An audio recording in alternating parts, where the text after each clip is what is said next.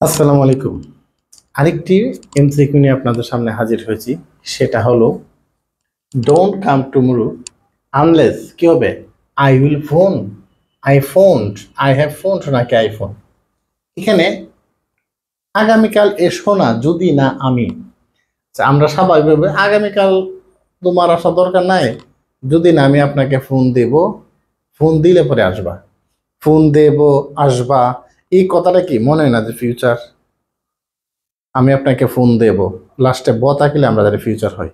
আপনি আসবেন, এই যে বা তুমি আসবে, এই যে ব আছে, তার মানে কি? ডোন্ট কাম টুমরো, আগামীকাল এসো না, এই ফিউচারই মনে হচ্ছে। হ্যাঁ, পরে কি লেখছে? আনলেস, মানে আই উইল ফোন, হ্যাঁ এরকম না, কিন্তু মূল বিষয়টা এরকম না, মনে রাখবেন। আনলেস এর পরে ফিউচার টেন্স হবে না, কি হবে? প্রেজেন্ট ইনডিফিনিট টেন্স হবে। সহজভাবে আপনি মনে রাখবেন।